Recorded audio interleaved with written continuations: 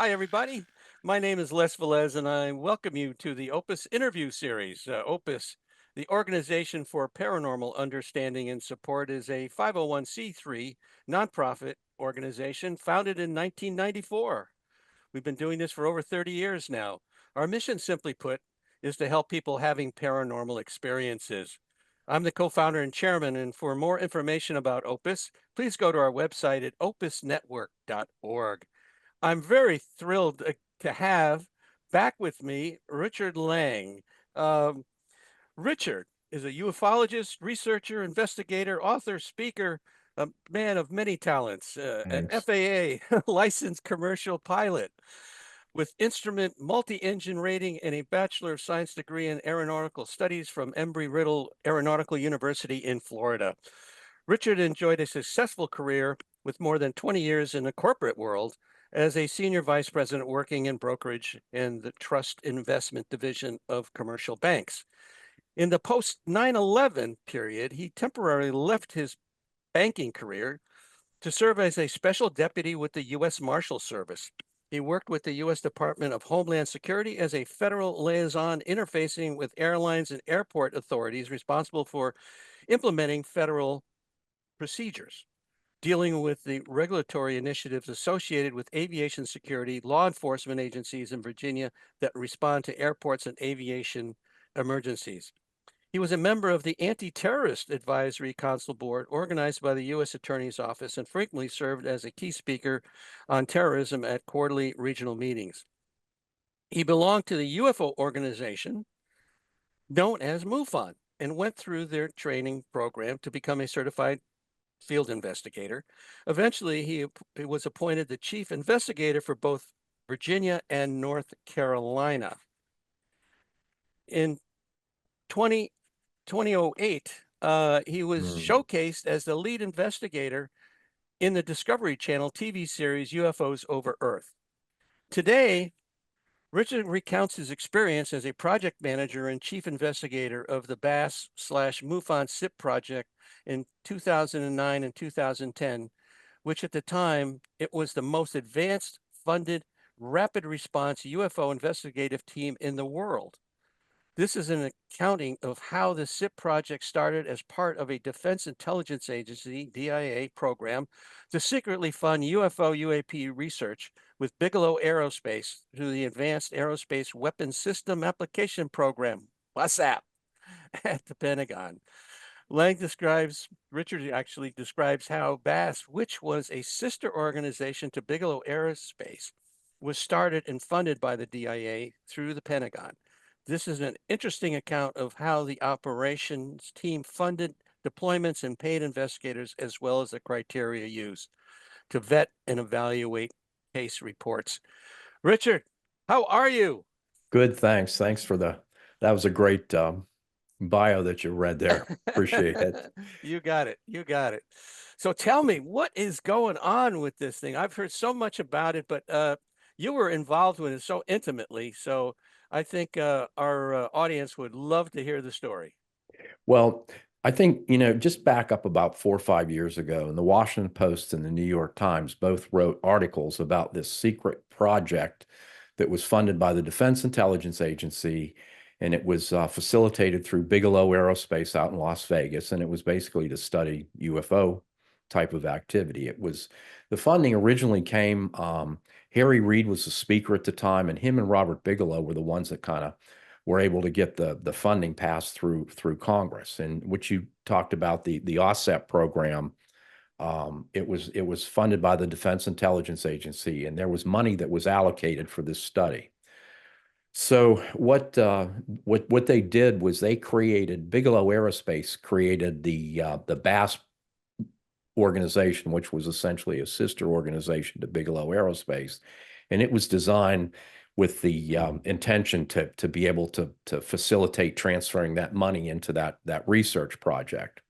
And so what you had is the Defense Intelligence Agency was looking to do some work, some research in the UAP world, and so they basically created BAASS to facilitate that. What you were dealing with there is Bigelow had hired I would say there's probably 50 people behind the scenes at BAASS at Bigelow, and it was operated out of the underground facility in Las Vegas at Bigelow Aerospace. And essentially, he hired people. There were analysts and investigators, and he put together a pretty comprehensive, really good team of people to investigate this work. What they needed to do was figure out a way to get in touch with these potential witnesses. And so that's what attracted them to MUFON, because basically MUFON was started in 1969. It's the same year, by the way, the Air Force eliminated Project Blue Book, which is interesting. And basically, MUFON had eventually developed a pretty comprehensive database. When I first started investigating cases for MUFON, the way it worked was you'd get a manila envelope in the mail, and the report would all be in there typed up on papers, and you'd do your investigation, and then you would go back out and you know fill out the paperwork and put your results together and mail it back in. And then eventually they came up with this computer system where it's called CMS. And what they did was it's basically a web-based system that's used to report sightings. So a person goes on there, you Google and say how to report a UFO, you'll essentially get refer you to this website. You go in there and you put your name, address, and your contact information in there, and it asks you what kind of a sighting you had, and it goes through the whole thing. Was it a saucer? Was it an orb? Was it a triangle, a boomerang? And there's a whole series and lists of questions that are asked. And then based on how you answer some of the questions, they'll ask you more questions, but it's quite comprehensive and detailed. And over the years, it's become very detailed and very well done. And so what BAASS was looking at is they wanted to get access to that. And so that's kind of where my role came in. Is I was hired to be the coordinator, the chief investigator, and the project manager for the MUFON side of the operation, if you will. So I've always talked about it as two groups. The group that I ran and operated was not classified. And the group that happened at Bigelow, at BAASS, I always talk about them being on the other side of the mirror, because that was a chasm, if you will, that was crossed with our information, but typically we didn't get a lot back from them. I'll explain that. So what we did is we hired a team of people. We had we had money coming in, and we ended up getting about $57,000 a month from BAASS. And basically what that amounted to was hiring a team of people. I was paid. There was an operations manager that was paid. I was we got together a group of people that we advertised for investigators. And so we ended up with about 50 people that we qualified as investigators that were on the team. And they were spread out all over the United States, which is what we would typically wanted to do. So then we hired a team of people. We called them dispatchers. And that was a group of people that basically worked round the clock, watching all the sighting reports that would come into the system. And their job was to kind of look at them, to evaluate them, to try to confirm the contact information and also the believability of them. Because sometimes people just put really stupid stuff in there, or they'll say, "Oh, I saw a light in the sky," which there really isn't much that you can, do about that. Right. So what they do is they'd vet through those cases and identify. We were typically getting about 800 of them a month. And quite a number. yeah, and we'd end up with probably what we call 50 or 60 of them. 50 of them say that were like really good ones that met the criteria that we were searching for. Right. And so once that would have happened, then I would deploy investigators out to maybe 9 or 10 of them. And they would essentially go out, meet the witnesses, do the whole investigation process, gather the data, get the photographs, get all the information that would be normally put together in an investigative report, and they would forward that back to me. And then I would formalize it, and sometimes ask them to go back and take a picture of this or ask this question and that kind of thing. And we put together a report that every Friday was submitted to the guys over at BAASS. And so we ended up with about 50 what we call significant reportable type events, and then about 9 or 10 investigative reports that would be sent on every month. Now, the deal that we had with Bigelow is basically they were paying us to provide that data. And the deal we had with them was that once I sent that sent it on to them, if they investigated it or did any kind of research on it, they weren't necessarily obligated to come back and tell us what they found or what they learned, because they considered that their proprietary information. They were paying us for the cases, they were paying us for the information, and then what they did was it was, you know, on their side of the mirror. business. Yeah, Yeah. that was their thing. Right. I can tell you that the criteria that we used was there were certain things they were looking for. And the research that they were involved in was primarily targeted towards propulsion. Hmm. So the criteria we used to investigate cases or vet the cases, if you will, was geared in that direction. So if somebody reported a cattle mutilation, they didn't care. Hmm. If it was something, you know, landed in the yard and there were 3 aliens jumping around on the front porch, they didn't care. I'm being facetious, but Mhm. what they were looking for were things that would have something where it was in close proximity to the ground, or maybe had landed on the ground or had some effect on the ground. For example, a craft goes over a building and it sets the burglar alarms off, or turns the automatic lighting systems on or off, or it gets real close and it blows up the HVA system, something like that. Those are the kind of things we were really looking for, like what the effect was on the ground. And it was all Mhm. based on trying to determine the electrogravitic type propulsion that was being used. And that was essentially it. Um, a lot of people asked me about the Skinwalker Ranch. At the time, they owned the Skinwalker Ranch. Originally, there was a group called NIDS that was commissioned by Robert Bigelow, and they hired a lot of very high tech, very accomplished scientists and researchers to work on that. And some of them actually ended up being at BAASS. NIDS ended up kind of evolving into BAASS, if you will. And by the way, Bass is spelled B-A-A. Is it Yeah. B-A-A-S-S? Yes. Uh, um, you did now you've got them in the brain. I think it's Bigelow Applied Aerospace Science. It's an acronym for that Yeah. for that. Yeah. Yeah. Okay. And I should be spanked for not having that down. Um, so they owned the ranch at the time, and I know that there was research being done on the ranch. I did not go to the ranch because I was working 7 days a week I was too busy. I think if I'd asked them to let me go to the ranch, they probably would have let me. But at this point, I'm not so sure that was, you know, we're reading all the books about the hitchhiker effect that's been developed from that. And I can't really tell you I'm in any hurry to mix myself up with any of that. So, Just what you um, need, right? yeah, I Bring got enough home, to bring worry home. about. Yeah, yeah. Right. But some of those guys have had some really creepy experiences. Oh Most of yeah. those guys have had really creepy experiences from that, you know.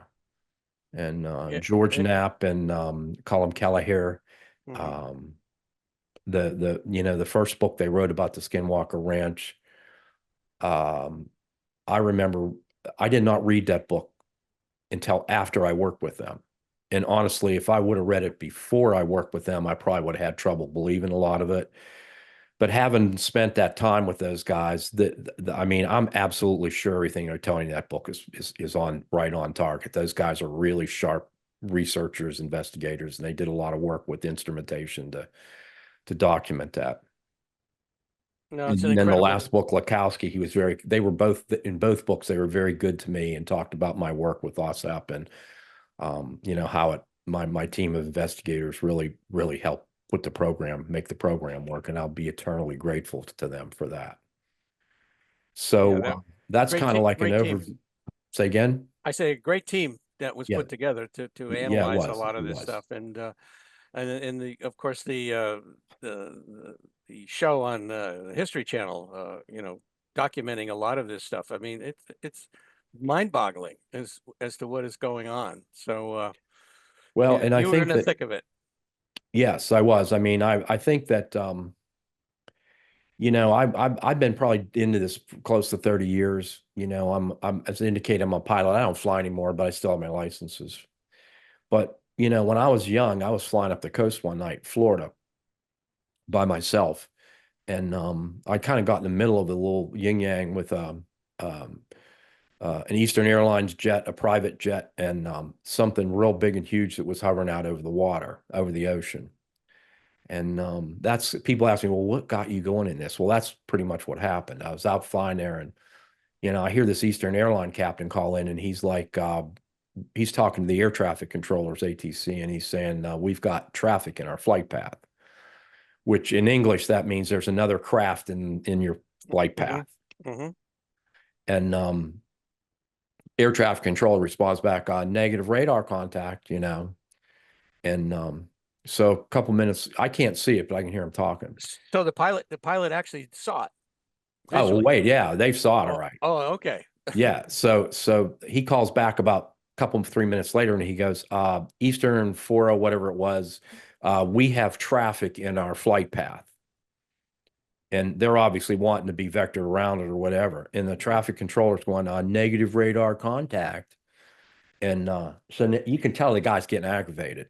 Mm-hmm. And so pretty soon he comes on, he goes, look, we've got traffic in our flight path. It's huge, unconventional. It's hovering over the ocean with multicolored lights on it, and it's in our flight path. Those of us have a visual on it. And the traffic controller comes back again, goes negative radar contact. Then another guy, a business jet, the pilot, he calls and he said, we're about 6 miles east of Eastern 40, whatever, and we have a visual on the same object. Oh, jeez. So now you've got two jet pilots talking about this thing. I can't see it, of course, but so I'm heading up to Jacksonville. And at that time, it was Jacksonville Naval Air Station, and it was civilian and military. So I was going to go up there, land, get gas, and come back to Daytona. And when I called the tower to land up there, they're like, stand by, you need to maintain holding for departing military traffic. So they've got me flying around in a circle. Oh, And I look down and I see these two fighter jets come screaming off that runway. They're parallel runways, come screaming off the runways, boop, out over the ocean. You can hear them boom, boom, going through the sound barrier. And you see they're all lit up with afterburners and everything. And they were going right out to where those pilots said that thing was. But, wow. so to me, what I learned was that there was clearly some unconventional object. It was identified by two jet pilots from different perspective angles. That two, the air traffic controllers refused to acknowledge it, Mm-hmm. and three, they obviously did acknowledge it because they dispatched fighter jets to go out and check it out. You see what I'm saying? Right, right. So that's how I got started. So that night I flew back to Daytona, and without any other events that night, but it changed my whole life about what I thought and understood about all this stuff. So Wow. that's how I got going in it. Yeah, Yeah. that's interesting. That's interesting. Yeah, that happened a long time ago, probably 30 years ago. Yeah. Well, it had happened in the late 70s, 78, something like that, 77, Yeah. which Well, I'm showing my age, I guess, but yeah, for me, it started when I was 11 years old. So that was many, many moons ago. And I saw this object and it scared the crap out of me. And that got me started down this path. yep. Yeah. So the thing, and when we're done, we're going to talk on my podcast too. But one of the things that, um, when I can remember when I first started doing a lot of this research back in the day, for some reason I got on a track where I interviewed a number of people, abductees, and again, I can remember when I first started doing it. I'm a kid out of college, and I've got my aeronautics degree and all that, and everything's real scientific. And I'm interviewing these women and she's telling me how this thing took her right out through the wall of her bedroom. And I'm like, man, I could get out of here, man. This lady's, you know, You were definitely a nuts and bolts kind of guy. And yeah, I so was that. so was I. So was Yeah. I. And so so I was like, man, wow, that was really creepy, man. I'm driving home. Next thing you know, I'm interviewing another one, complete different person, don't know each other or anything else. And then pretty soon she's telling me the same story. I'm like, oh man, And so after about the sixth or seventh one I interviewed, I vividly remember it's maybe 8 of them I'd interviewed. And I'm talking about interviewing where I'm talking to them more than once, where I'm getting to know them a little bit and getting into their head and figuring out what happened. So I just remember I'm driving home one night in somewhere in Virginia, real late. And I'm going, you know what? I'm talking to myself and I'm saying, you know what? These guys are telling the truth because all the little details fit together. There's got to be something to this. But if that's true, half the stuff I learned in college in physics isn't what we think it is. And that's what I call in my books. It's your change in your perception of reality, as you will. And I'm sure you can identify with the same thing with all the work you guys are doing. Oh yeah, there's no question about it. I remember doing the same thing, multiple cases that I investigated, and these people were telling me they not only had a sighting, but then they were saying they had contact with these non-human intelligences. And I'm going, the first one I remember saying, okay, Bye. kind of bye. Yeah. But How then do it you get out happened of again and here? again and again. And so yeah, I finally came to the conclusion that it's more than just nuts and bolts. Oh yeah. Yeah. And that's what happens. And then pretty soon, what happens to you is that your perception of reality changes, and that's kind of been my life journey is that, a lot of the things that I know now are stuff that I would have not had a clue about, 20 years or 25 years ago. Oh, But absolutely. in Absolutely. what we call physics now, and now you're talking about quantum physics and, the whole concept of, uh, when I wrote my first book, I did a lot of research on, like human consciousness and dimensional existences. And I remember I was watching this. It was back in the days of, well, I still have it, 60 Minutes, on TV. Hmm. Sure. And we were watching this show about the CERN project over in France and Switzerland, Hmm. the Hadron Particle Accelerator. And this guy's talking about all the stuff they're doing. So I'm sitting there with this lady friend of mine, and we're drinking wine. And I'm sitting there going, you know what? Those guys are trying to get into other dimensions. And she looks at me and she goes, "You've obviously had too much wine." You know? And at the end of the show, the guy goes, "Yeah, we're able to see into other dimensional existences outside this time-space reality." He goes, "We've identified 12 dimensional existences outside this time-space reality." And so I guess maybe I Mm. wasn't drinking so much wine after all. That's But right. but that certainly opens up the door to a lot of this. And even now, when we're talking about, all of a sudden this concept of non-human intelligence has come up. It used to be we called them aliens or ETs or, Mhm. non-biological entities or other all the different names. But now they call them non-human intelligence. And part of the reason for that is because if you call them extraterrestrials, that's connotates that where they came from and that they've come from somewhere outside of our galaxy or our solar system. And the fact is that some of that is so, but some of them come from other dimensions, and some of them may be interterrestrial, and some of them come from other time constraints. So to say they're extraterrestrial is leaving 3/4 of the package out of it.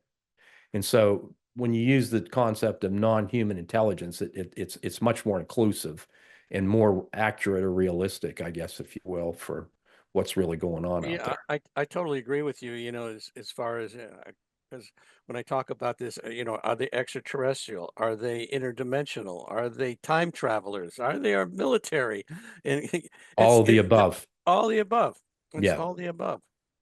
And I was talking to John Blitch the other day, and we were talking about the military, the MILABs, if you will. Hmm. And that was another thing. I was just getting comfortable with the concept after interviewing a bunch of people that had been abducted and contactees. I was really getting comfortable with the concept this is really happening. And then people are going, well, the last time I was abducted, there was 3 guys wearing military uniforms on there too. And I'm like, oh, you've got to be kidding me, man. We're just going down the rabbit hole even deeper now. And so the fact, when I first started hearing that, I was like, man, you got to be kidding me. And I really found it hard to believe, but there's so many people that have said that there's obviously something to it where you've got basically now we break it down into the non-human abductees and then the military MILABs or mill labs or whatever you want to call them. Hmm. Yeah, there's no question about it that there's multiple levels of engagement here going on, and this harkens back to the comments that we've got agreements with the aliens that supposedly goes back to Eisenhower's time. That's what I hear. Yeah, and you guys can come in and take these people, but we're gonna um, be monitoring you and things of that nature. And so it's highly likely that there might be military people on board these craft and doing these things. Well, that's It's the answer that I get, is that they're saying that sometimes when they do that, that's what they're doing, is they're keeping the agreement, or they're saying that they're reacting to some protocol. And I'm like, well, if there's a protocol, there got to be an agreement somewhere, you know. Yeah, yeah, that's for sure. That's for sure. So tell me about this video that you're coming out with about the BAASS and the SIP project. Well, what I've done, if you can see, Aerospace Yeah. Research Operations is an organization that I've funded. We've been up for about 2 years now, and the short name is AeroOps. And if you go to aeroops.site, you can go on our site, and I've got a board of directors. I'm the founder and the operator. I've got a board of directors, or a board of advisory board, if you will, Mhm. that help with different aspects of that. If you go on there, you'll see there's some pretty significant and qualified people, including Les Velez. And by the way, you're on our advisory I board, so know. thank you for Yeah, that. exactly. Exactly. So yeah, our advisory board, as indicated, Les Velez is on there. And what we tried to do is get some. I've got two groups. I've got an advisory board and investigators, and I'm uh still building the list of investigators up. I've got three people that were formerly part of the BAASS MUFON project that are on there with us, and we're looking to get a couple more of them on. And we don't know, basically aerospace research is you know, training, consulting, and doing investigation. The biggest thing I think we've got going right now is we created a podcast, and that seems to be having the nicest, biggest impact. Is, just like what you're doing here, you're interviewing, we're doing the same thing, interviewing people that are, actively involved in all this. And uh, I interviewed, the first couple of podcasts we did were with the drones in New Jersey, and then in New York. One of my guys that worked for me during the BAASS project, his name's Joe D'Eduardo. He lives in New Jersey, and he went out there. There was like a lot of people were really glaringly aware of where these things were and where they're showing up and stuff like that. So him and his buddy hiked back into an area that was known to be frequented by these things, and they had a pretty close encounter with them. There were three of them. And in the podcast, he's talking all about it, but there were three of them. He said that they were shaped like, they were elongated rectangle, like a shoe bus or shoebox, Mhm. and about the size of a minivan. And there were three of them. And he said anytime that they would rotate, they were all synchronized, like they moved in a synchronous way. And one of them got within about 70 yards of him at treetop level. And he had an EMF meter, a tri-field meter, that it just pegged it when that thing came close to him. Mm, And he tried to take a picture of it with an iPhone 13, and the camera malfunctioned. mm, There was some kind of lights on it, but he said they were kind of stroboscopic, a little bit flickery, strobic like, and the camera would just go in and out. It wouldn't focus on it. And he had he could feel like a tingling on his face from the radiation. He got like a sunburn afterwards from it. He's probably a little too close to it. But we got his, podcast. It's on the site. And then a couple weeks later, I talked to the Jerry and John Tedesco, the Tedesco brothers, if you've right. seen them. Yep. And by the way, they're on our advisory board too. Oh, great. And they they basically were doing some work up off the coast of they were off the coast of Long Island, Long yeah, Island. Yeah, Long yeah. Island. And they had a pretty really intense encounter with one, but they said that I asked them to look at Joe's video, which they did, and they said that they were identifying craft what he was seeing too, the same kind of thing. But they had an encounter where something and again, in my books, I've always written that one of the things you don't want to do is you don't want to point lights or bright spotlights or lasers at these things, because if you do, it never ends well, you know. Yeah, And they and that's what returned they the did. They favor. had an infrared illuminator and they were trying to light it up with it. Hmm. And the thing was out over the ocean, and then it started moving in on them on the beach, and they were down by the beach, and this thing starts closing in on them. So, then they're like, okay, and they get kind of scared and they're just trying to run away. And so they turn around, start to run, and both of them got their legs paralyzed and they couldn't they both fell down for about a Yeah, minute. They couldn't walk. And yeah, it scared the hell out of them. But the thing is, it was all videotaped and it's pretty incredible encounter. So yeah. that was I, the I've had, first two we did, the first two podcasts we did. yeah, that's interesting because I did hear them talk about that and on Yeah. another show, and Yeah. it's pretty Yeah. amazing Yeah. stuff. Well, they've got it's called the Nightcrawler, and they've basically got a motorhome that they dumped Hmm. about a $500,000 worth of equipment in it. And I mean, it's got radar like airplanes have and it's really cool. And I mean, real cool. And they've got all kinds of infrared cameras and night vision cameras and even radar.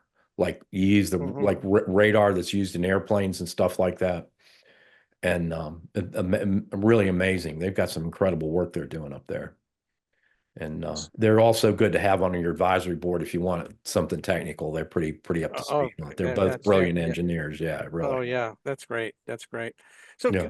let's get back to the BAASS SIP thing here. There's a couple of cases I guess you guys got involved with. I don't know if you can actually talk about it, but that were very interesting. Do you have a Well, remember? basically, we published 87 reports. Hmm, And in the agreement we had, everyone signed an agreement that was basically a non-disclosure agreement right. with a clause in it. And basically what it said is when you're working on a case or when something's going on with a case, it's absolute radio silence. There's no communication with the press or anybody else. Mhm. And once the case is completed, the investigation's filed, it'll ultimately be written up in the MUFON journal. And once the case is put in the MUFON journal, then it becomes public information.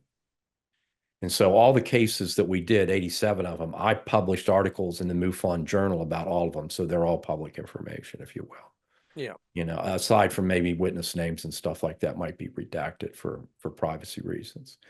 But the kind of cases, I mean, there was all kinds of stuff like that. But again, it was cases, a lot of it having to do with something on the ground, you know.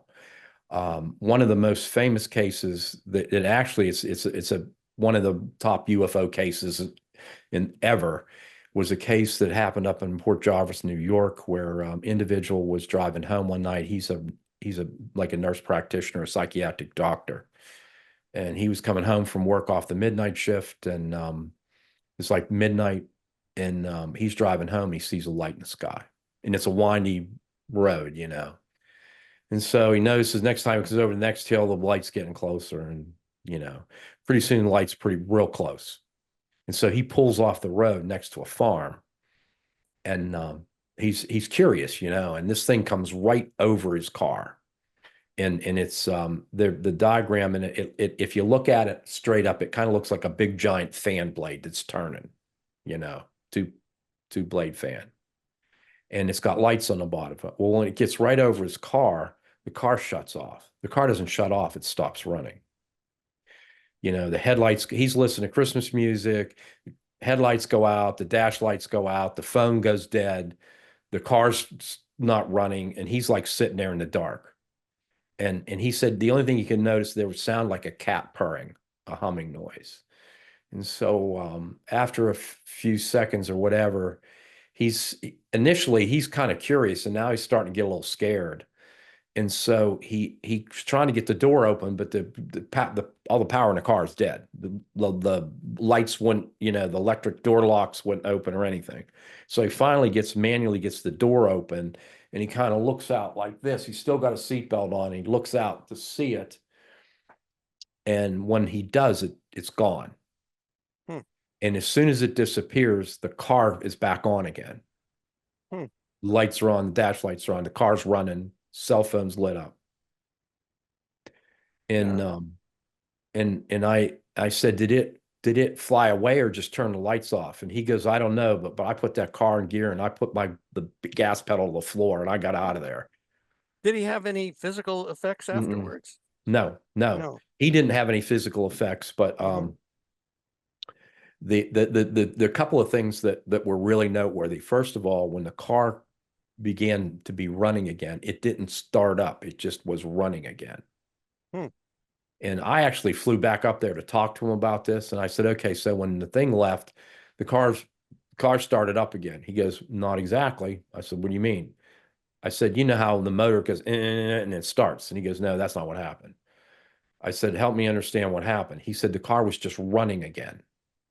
And he goes, it would be Oh, like if you're watching a movie and you push the pause button right. and then you push the play button. He goes, the motor didn't start. It was just running again. It almost sounds like there's some kind of missing time or That's what time we think. dilation. Yeah. Yeah, yeah, that's what I thought. That's what I thought. But at the same time, with the time dilation, the guy was still moving around, so it kind of stops the time around you. It doesn't stop you. He wasn't frozen like a statue. Well, And the that's other thing was when we sent the investigators up, the guy walked up to the car and he said, when I got close to that car, I put my hand out and about 8, 10 inches away from the car, you could feel a static cling like when you pull a sweater out of a cleaner oh, bag. sure, sure. And so we did a bunch of tests on that car and magnetic surveys. And when you get near that car with one of those tri-field meters, it just pegged it. Oh, jeez. So it had a huge magnetic field around the car. And we actually measured it with compasses. So that what you do is you take your compass, and I've got a podcast, a video about this, but basically what you do, you take the compass and you get away from the car. So it points north. North, right. But then when you get near the car, it points to the car. See what I'm saying? To the field. Yeah, And yeah. then we found that in the front of the car, and then when you got to the back of the car, it was not very pronounced. And then I came back 3 weeks later and did it again. You could see the field dissipated. It was still in the front, but it was dissipating. But it was a magnetic field. Like if you take a magnet and put a nail on it, remember in Mhm. science when we're kids, and Yeah. then after a few while the nail gets Yeah, magnetized, and that magnetized. Yeah. obviously was the same thing that happened in the car. So that was pretty bizarre, and we had a lot of really good evidence that we even went to just to be sure. The car was brand new car, so we contacted the team. We called a car dealer, Hmm. and they did what they call a locate. We gave them the serial number of that car, and we found another car that was built on the same assembly line with the same equipment in it the same day, 5 or 6 cars behind it on the assembly line. Hmm. And we went out and did tests on that car to just make sure there wasn't some kind of weird some kind of magnetic anomaly on that particular vehicle. Of course, there wasn't, but we went to the trouble to check. Yeah. Well, that's that's But it was interesting. a pretty amazing case. As far as we could tell, the guy experienced no physical problems. He was kind of a quasi doctor, so he would have known Hmm. better than to check. But he didn't have any physical health or any problems with anything that we could ever find. Yeah, it's interesting with people like that that have experiences that are so dramatic. You wonder from a mental standpoint, you know, how's he doing these days? It certainly was shocking. Uh, Yeah, I agree. Yeah. And you want to know something, Les? That was one of the things when I wrote my first book, it's pretty much soup to nuts how to investigate a case.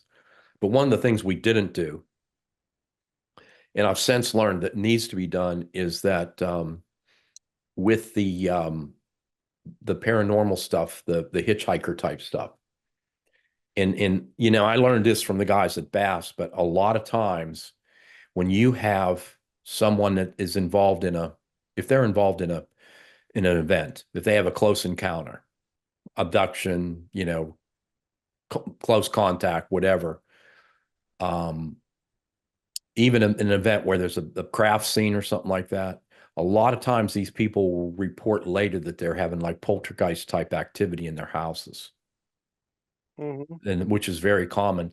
And I never, back in the day, I didn't tell people to go back and interview them a year later and see what's happening. But like what you just said, that kind of Yeah. reminded me that that's probably what, if you want to really do a good case, do a follow-up a year later.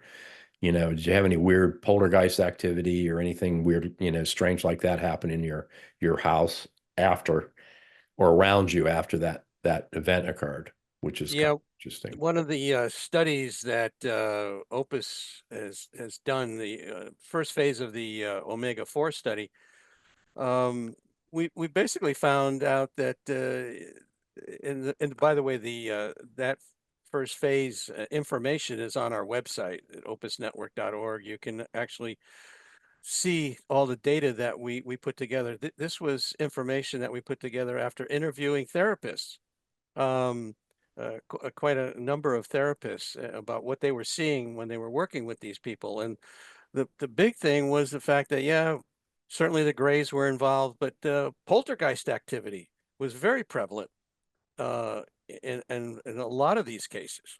When you say that, are you talking about that after the guy goes home from his treatment that the poltergeists are showing up in the doctor's office, or was he talking about No, poltergeist and the victim yeah, and the they're witness? talk, yeah, the witness, yeah, Yeah, yeah, okay. yeah, And that's and what I've learned, that that's pretty common, but it's something we didn't ask about 10 years ago. no, it's never. And I think that, these research studies that are happening, like the free study and now the omega-3 study that we did with MUFON back in 2007, also brought out a lot of interesting information. And now with the omega-4 study that we're in the middle of, um, Were you involved in that one in '07 where they yeah. put the devices in people's houses? Oh, no, no, not that. No, what Yeah. we did is we had 71 people that claimed that they had contact with these non-human intelligences, and then we had a control group of over 50 people, and we basically had them take various psychological tests, and we found out Mhm. that number one, that none of them had a psychopathology. Okay, either group. They were not fantasy prone, which debunkers like to talk about all the Yeah, time. right. Their worldview certainly changed. They came back with uh, the message that we need to be better stewards of the planet. We need to be more loving to one another, more kind, all these wonderful things. But we also found out that there was some differences in temporal lobe activity, which is something that still needs to be followed up. And people like Gary You mean, did you Nolan. do like encephalograms and stuff like that on? No, no, this was just through a psychological questionnaire. You can actually look at that kind of information, which Hmm. I never thought was possible. But yeah, but people like Gary Nolan at Stanford doing MRI type work on people. And of course, he came up with some interesting things about the area between the caudate and the putamen, that there was a lot more connections there with these people that have psychic abilities and telepathic capabilities. It's getting really interesting. Yeah, well, the Monroe Institute does a lot of that research up there. Um, Yeah, they've been around a long time doing a lot of interesting things, that's for sure. yeah, yeah, that's one of the things I'd like to do is spend some more time up there. Um, All right. So I was going to say, was there another case besides that one that you guys yeah, got involved? there were some cases where uh, I'm just going to give you kind of like a summary. There was a young couple that were out, had some encounters with triangles at a distance. I think they were out like in the woods or wilderness, you know, they were parking or whatever they were doing, but a young couple. And the kid had one of those 100 or million power candles, spotlight things Hmm. in the pickup truck. And so he puts the light on one of those things. And the next thing you know, they're sitting in her dad's living room 4 hours later, and they have no idea what happened to them. So they Oh went yeah. back to her house, and her dad's like got them in the living room, and they're like, we don't know what happened. It was mid-afternoon, and now it's night. We don't know that's basically what they Oh made yeah. it back home, but they didn't know what happened to them. They lost about 3 or 4 hours. Um, there's a number of cases like that. And I did one, the one we did, one of the first cases I worked on for BAASS was a case, a gentleman, and they wrote about it in the book, and they redacted the location and the name. So there's no reason for us to talk about who he was or where he was. But basically, there was the gentleman had a home, and his two kids, teenage kids, they were like up the neighbor's backyard camping out tent. So he was more cognizant than normal about what's going on outside at night for obvious reasons. And he says his dog starts raising hell, big dog, and the dog's like getting rah rah, he's really getting worked up. And so he goes out, and the dog's out, and the dog was on a chain, and the dog is at the end of the chain, and he's standing up on his back legs barking at something. And the guy's looking around in the woods, and he doesn't see anything, and then he looks up, and there's this huge triangle hovering right over it. He said it was about 150. It was bigger than a football field, as big as a football field, hovering right over the house and the property. And so he goes back in and gets a camera, comes out, tries to take a picture. Camera malfunctions. There's a surprise. He gets a video camera that he said the batteries were charged up on it and everything, and tried to photograph it, and it also malfunctioned.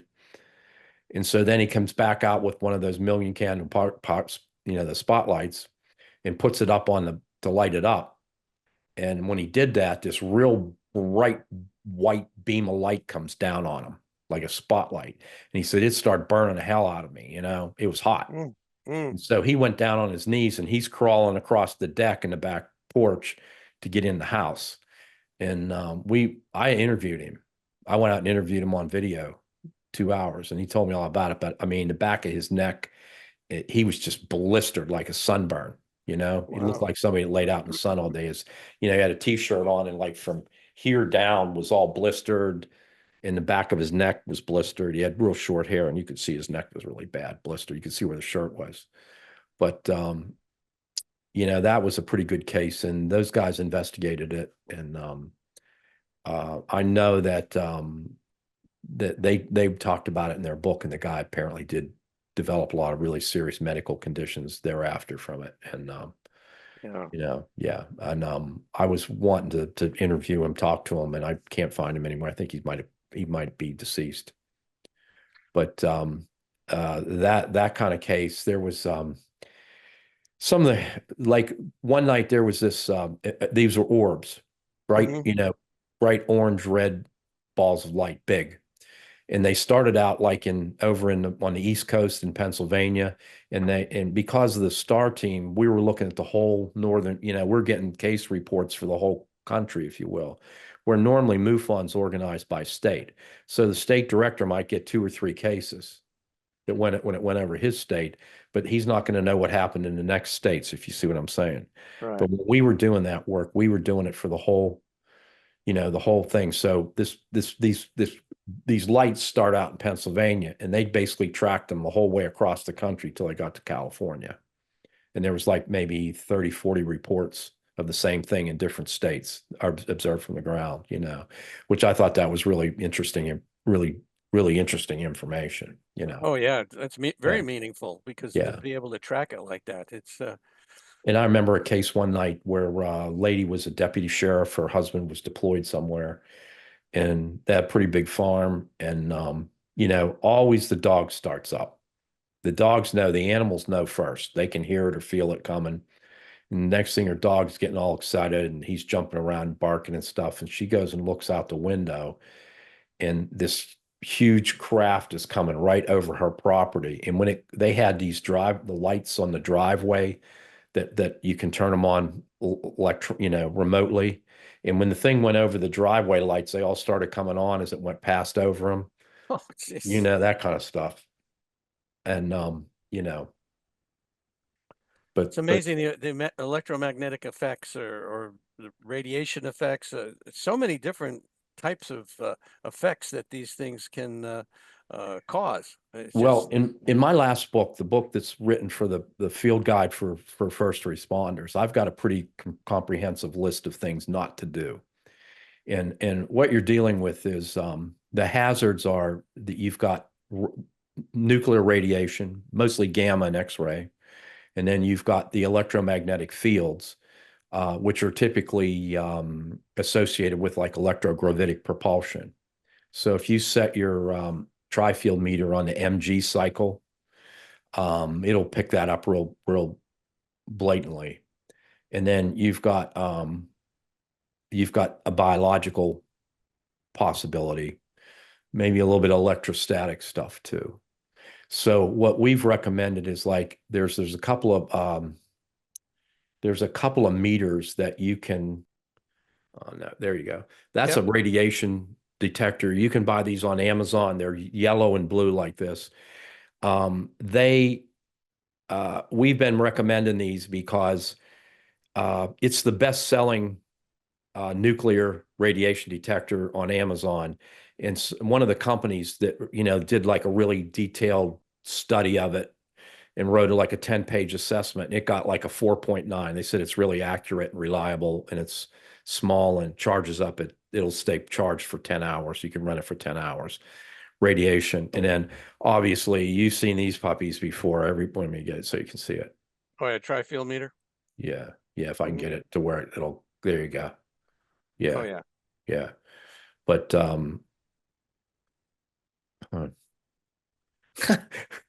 nothing's ever easy. There you go. Put it by your head. Like Yeah, there there you you go. go. That's the That's it. tri-field meter, the same kind of thing. And there's a couple different companies that make these. They have alarms you can set on them. So basically, you look at what the acceptable range is. You set the alarm there, and you got the thing in your pocket. And if you start getting exposed to radiation, it's going to start beeping, and to get back in the car again or get away from it. Mhm. The biggest thing is if you have something that's on the ground and it's still powered up, you have you can have there's like a sheen that's on the outside of it that's more like um, it's a radiation more like ultraviolet radiation, like Mm. you get sunburn from, if you will. Sunburn. Okay. Yeah. Okay. Hmm. And then sometimes there's X radiation that can be strong enough to cause radiation sickness. That's if something's powered on the ground. The big thing is if you got something hovering, you don't want to get underneath it because it's walking underneath it would be like sticking your arm in a microwave oven. That's basically the same type of skin tissue damage that's done. And people say, well, how do you know that, Richard? Well, the way I know that is because if you look at hundreds of these reports, you've got these reports where the people have been, they've had an close encounter with a car. They're out in the middle of somewhere, nowhere, and the car stops and there's something hovering over the car around in the close proximity of the car. So a couple of the individuals get out of the car and they're walking around, and the third guy's scared to death and he's curled up in the back seat on the floor. And so, a month later, the two guys that were out walking around start getting all kinds of tumors and cancerous stuff. And the guy that was in the back seat has no adverse health effects at all. So we can say that the metal on the car protects you from those types of radiation. The most common type of most common types of injury are eye injuries. And even that, if you're in a car with a tinted windshield, that helps a little bit too. You know what I'm saying? But that's it. There's also a bacteriological, if you get in close in contact with some types of entities, there may be some issues with that as well. Yeah, that case down in Virginia, Brazil, where that soldier that actually Picked him up. picked him up, and he died soon after. Yeah. And then the surgeons, on the other hand, that actually administered some medical to the creature, they were in a I guess, a biologically safe environment, so none of them got sick. You Yeah. wonder where that entity is these days. That's quite a Well, I'm case in sure itself. there's a lot of them that have been recovered. That the Yeah. last I heard was I think Greer said there's 130 that 130 crash recoveries have been done. That That's a many, lot. wow. That's a That's a lot. lot. Yeah. That's And that's a whole podcast there when you start talking about recovery teams, you know. oh yeah. Well, that Baker guy just, was talking about his bringing that egg uh, up, and the whole crew got sick. Yeah. Yeah. So I Yeah. mean, it's nasty Well, and stuff. that's the guys like him are starting to talk about it, which is really cool and interesting, you know, because it's Yeah. pretty hard to discredit them, you know. Oh yeah. Absolutely. Absolutely. But he said that he also got psychically connected to it. Oh yeah, he had a just overwhelming feeling of, I guess, a good feeling, compassionate feeling, I guess. Yeah. But the Uh, problem that what they do is they call them psionic assets, where they've got mhm. people that can attract them. And I know for a fact there's people that can do it. And what you're hearing is these stories where they're getting these people to attract one in, then they try to shoot it down or something, which I'm not real excited about hearing that kind of stuff. I don't think that's No, good. no, I don't think so either. That's, I Yeah. don't think that's advisable. That's for sure. Especially when you're messing with somebody that's 1,000 years ahead of you in technology, you know. Oh, getting back to the drones situation over all these military bases and other critical nuclear areas and things of that nature. Um, I think that 60 Minutes just did a show on it, or a segment of the show, and I they didn't inter see it, but I they, wasn't sure where they were going with that. But yeah, what basically the head of NORAD, they do not have, okay, systems that can track these things low level like that. Yeah, NORAD is, always focused up above, way well, up in that's the in sky. any radar, like when they watch airplanes, if you get a few hundred feet above the ground, they can't see them. Yeah. And so now what they're trying to do, I guess, is to put in systems where they can spot these things and then, follow them where they're going. But based on your comment about your friends there that saw this shoebox type of thing, of course, with size of a minibus or Minivan. some minivan, that doesn't sound like anything that we got or anybody has. I don't know. It's Well, strange. if you want to, Ross Coulthart is he's done a whole bunch of interviews and about the drones, and there's a lot of people that I mean that guy gets 3 million people on one of his podcasts, unlike us that we don't. So I'm jealous, I guess, but real jealous. But anyway, he's gotten a lot of input, and they were trying to say, oh, this was just in New Jersey and stuff, and the Mm-mm. FAA knew all about it, which is complete crap. If the FAA knows all about it, how do you explain shutting down airports in Russia and China? The FAA don't have any control over that air, Right. and Right. it's all crap. Exactly. Yeah. Yeah, and the bottom line in this report, again, back on 60 Minutes, was that nobody knows what they are. They don't Well, know. let's put it this way: nobody that knows is going to wants to talk about it right now. I'm sure there's some people that know what's going on, Mm, but they're not ready to do it yet, and that all has to do with the whole disclosure thing. Right now, you've got an incredible amount of pressure in Congress and everywhere else trying to push this for it to come out. oh yeah. And then you've got a few defense contractors who are trying to keep it quiet. And but it's got to come out. There's just so much energy on it that's going to come out. And I absolutely. I was watching that thing with Robert. It was on the Good Trouble show. Matt Ford Yeah, yeah. interviewed that guy, the Robert Hastings that wrote the book about Hmm. nuclear stuff. Right. And in my career, I'm sure you're the same way. I've run across several of those people that claim they were in like missile silo bases and that something came over and shot them down. And so if I would have guessed, I'd have said that maybe happened 5 to 8 times. And according to these guys, it happens all the time, Hmm. all the time. He was like, most all the nuclear facilities have had that happen at one time or another. And I was like, whoa, I didn't know that. And if that's true, which I'm pretty sure it is, that's pretty serious. Yeah, these incursions that are happening at these critical places, it's scary. I mean, it really is. I mean, if we can't prevent that, you can only hope that they're somewhat benevolent, and they're just trying to show us, hey guys, you don't mess around because we can shut you down. So I don't know. We'll Well, see I where this think all that, goes. a lot of the guys that have been around a long time will say, I think that a big part of this whole thing has to do with our nuclear facilities, that, they seem to be extremely interested in it. And, if you look at back in the Truman days when they started blowing up Japan and places like that with nuclear weapons, you saw a lot more activity with UFO stuff and UAPs.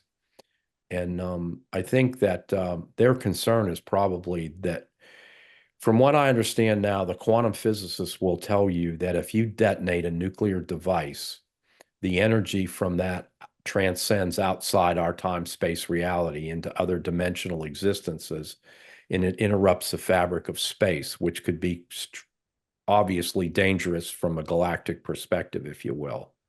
So I can see why that, they're probably like, these guys are really getting out of hand with this, and we probably need to have to stop them. And, maybe they will. Yeah, well, that's the big question. That's the big question. Yeah, Well, exactly. Rich, we're getting to the end of our Yeah. hour here. I want you to talk about anything you'd like to talk about, or your books, or anything that Well, you want right the right audience to now, know. my biggest adventure, I think, is if you look right up here, the Mhm. aerospace research operations. We've got a website. We post everything on there that we're doing.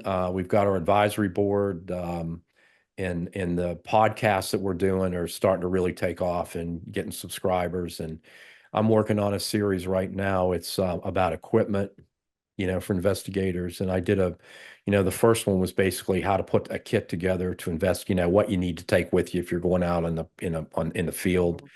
And then I'm doing one on another on again equipment, an equipment series. There's one that's going to come out in a few days. It's about the 6 or 7 field tests that you want to take when you're out exposed to some type of paranormal event or UAP event, and the types of meters that you'd use for that. And then the next one will be about the photographic equipment cameras, regular conventional general cameras, and the low lux like psionics cameras, and then also the infrared thermal imaging cameras, which are really incredible. They get some really, really cool stuff with that. And then probably the last one on equipment is going to look at the different like apps you can put on your phone to stars and flight tracking apps and stuff like that. And then Oh, we'll have fantastic. it covered, I think.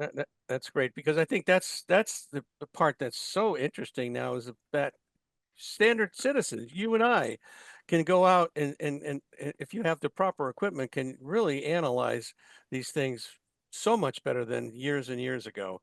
And that's what we need. We need more people getting involved. Uh, People, investigators. If you're out there and you have an interest in things like this, go to Rich's website and volunteer to in this thing. I think it's fascinating. Well, some of It's these very. new apps are pretty incredible because what they do is they look at the instrumentation in the phone, and basically you hold this, like there's one that I use and I'm going to recommend it, but basically you've got your cell phone and you're looking at the stars, and it will tell you what all those stars are, you know. Oh, that's And amazing. and if something's not on there, then it's something anomalous. But some of the apps now, they go to the next step where it's recording that information, and then it's using all the instrumentation in the phone to put that report together, and it goes to a database somewhere. So you're talking about like millions of people walking around with high definition video cameras, you know, in their pocket. And that kind of data is going to get really, really, you know, it's getting more and more powerful, as you said. Oh my goodness. Well, Rich, thank you so much for being here today. I really appreciate it. And I want to thank our listeners. Thank you. I enjoyed it. And, you know, as a nonprofit, we depend on donations. So we would greatly appreciate if you go to our website, opusnetwork.org, and hit the donate button and hit the subscribe button on our YouTube site where this is going to show up, because we need more subscribers there, because then we can monetize things so we can keep doing what we're doing. But again, Rich, thank you so much. And I look forward to our next get together. Yes, sir. Thank you again. Take care. Okay.